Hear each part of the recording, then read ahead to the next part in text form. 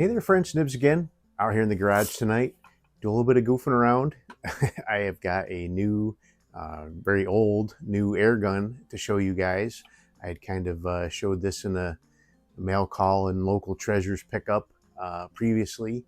And this one is a really cool piece of Daisy history. We'll get into that in a couple minutes. This one, one of the local gun stores got this in, and the owner of the store called me up and said, "Hey, I think I got something you'd be interested in."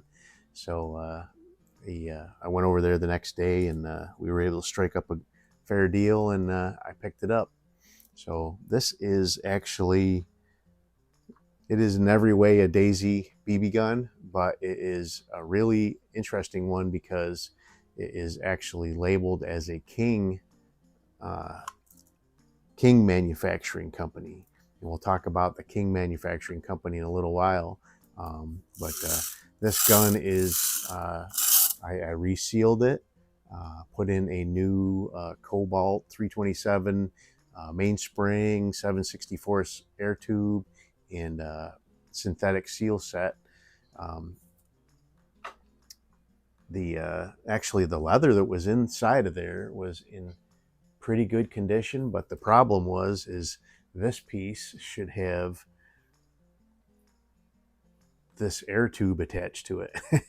And so there's really no way to separate these metal pieces and put a new air tube on this leather. So I opted to go with the new, actually the mainspring inside of there was not in too bad a condition, and I can reuse that in another rifle. But I did put a full Cobalt327 kit in here, and it's shooting pretty good. I haven't chromed it yet. I like to shoot like 50 or 60 shots through it to let it break in a little bit before I start doing crony numbers on these things. But I'm suspecting this thing will be in the probably 320 to 330, which is what I've seen. This is very much like a Daisy model 10236, which I have one up here, and I'll show you that in a couple minutes. And also I have a Daisy 102, which is basically a newer version of the same gun. And I've rebuilt this with the exact same kit that I have in this now. This one was running about 335 with that Cobalt kit in there. The reason it's running a little bit less, so a Daisy Red Ryder is about a good 3 or 4 inches longer than this, and it has a little bit more barrel to get the velocity up with the air pressure behind it before the BB comes out of the barrel. So Red Ryder or some other longer adult sized gun would be able to generate a little more speed, and a lot of people get upwards of 350 and over 350 in the larger size guns. But she's shooting good now. So here's a picture of the tang stamp before we get into talking a little bit of history. It says King Manufacturing Company, model number 2236, and 500 shot, made in Plymouth, Michigan. So let's talk about Plymouth, Michigan. So the Markham, so this, the King Air Rifle Company actually started out as the Markham Air Rifle Company, and they actually started up before Daisy started up in 1886. Daisy didn't start up until the 1890s, like 1890, 91. Markham actually came out with one of their models in 1890 was called the King, and that was where the whole King thing started. And it ran as just one of their models up until 1928, when they actually changed the name of the company to the King Airgun Company or Manufacturing Company.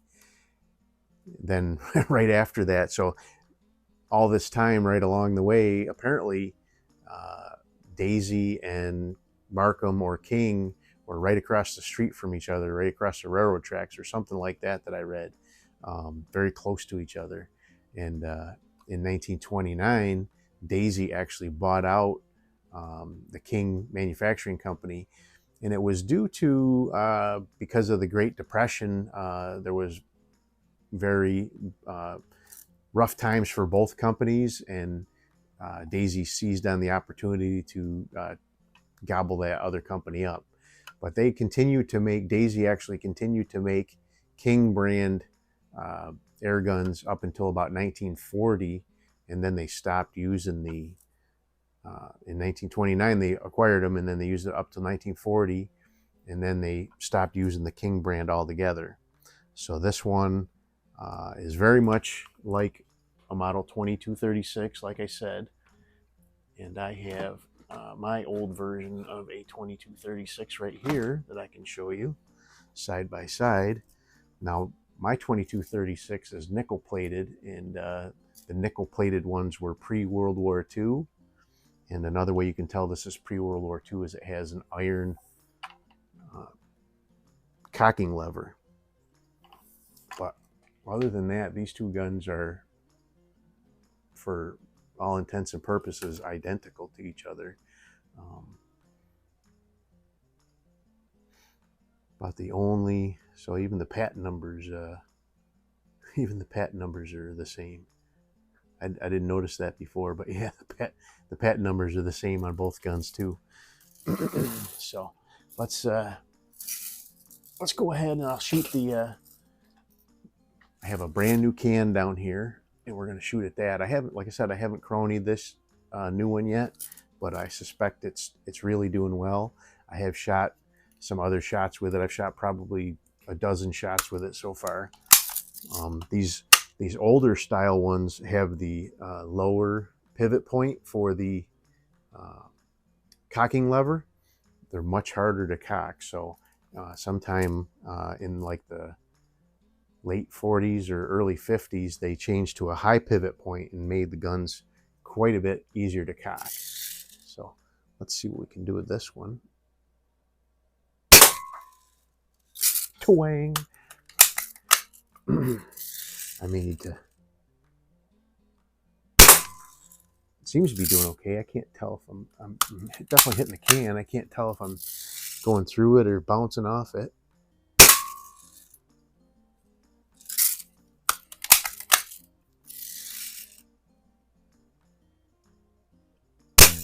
Oops, didn't get a feed on that one. I've never had this gun apart. I bought this at a gun show just like it sits. There we go. I can hear that BB inside the can.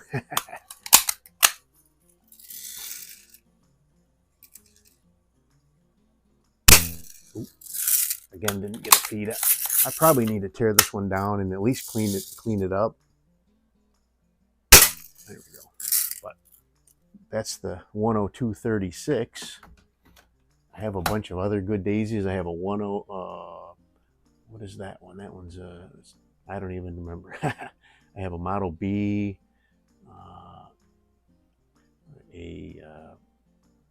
what do you call it? Buck Jones or Buzz Barton? No, not Buck Jones. Buzz Barton. Several others. All of these ones, except for the Red Ryder, have cast iron cocking levers.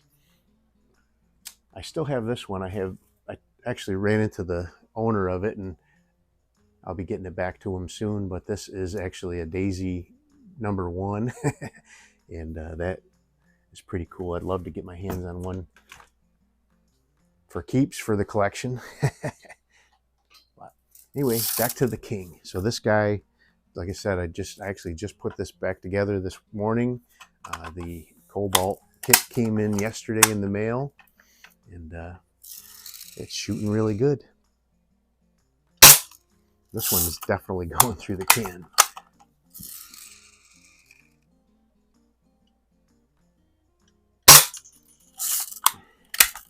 I'll grab that can and we'll take a look at it after a few more shots.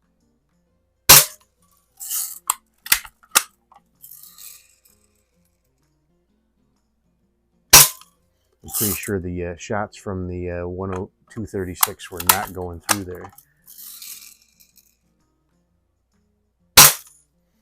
So one thing that Cobalt did let me know was sometimes when you put his newer kit with the Cobalt327 spring in there, the spring might be just a smidge too long. So actually the spring will fully compress before the gun gets cocked. He says he has found, people have found that in the past. This one didn't do that. I was able to put it right in there, and it's cocking fairly easily, and creating plenty of pressure and plenty of speed with the BB. I'm guessing it's at least 300, if not more. And usually as these seals break in, you know, they'll tend to creep up a little bit until they plateau out after about between like 50 and 100 shots. But let me grab that can. We'll take a look at that real quick, and then we'll get out of here. All right. So unfortunately, I can't tell where I was hitting it with the other one, but definitely you can see where the BBs were ripping right through. These are a punch out on this from this side, and I don't think that can was even slowing those BBs down coming out of that king there. So really pretty cool. Always like a successful repair, and it really is a nice little survivor. It's not perfect, but it's in a really nice shape for, I'm guessing this was made probably early 30s. Again, no later than 1940 at the outside. And this one also has a cast iron cocking lever on it. So that's another indication of a pre-World War II Daisy anyway. But there you go. Real quick one for you guys. I will, down the road, attempt a can cut with this guy, and that'll be a lot of fun. But for today, I just wanted to let you know and give you a little bit of history about the Daisy and King Markham companies, and show off this new addition to the collection. I've already made a space up here for it, and it'll go up here and live. All of my stuff up here is 1970 or older. So everything that's up here on the bench is 1970 or older. I have a lot of real cool vintage stuff over here, and some stuff over here that's actually 1970 or older than 1970 as well. Some of the stuff like the big brake barrels and stuff won't fit up here. They'll actually stick up too high. But anyway, lots of fun, and we'll be doing a lot more with this. Maybe we'll do a head-to-head challenge with the 102.36. Definitely have to do some chronograph crunching with it. But just such a fun addition, and I'm really appreciative of the local gun store guys keeping an eye out for me. I've got the reputation for the air gun guy now in the area, and got no problem with that.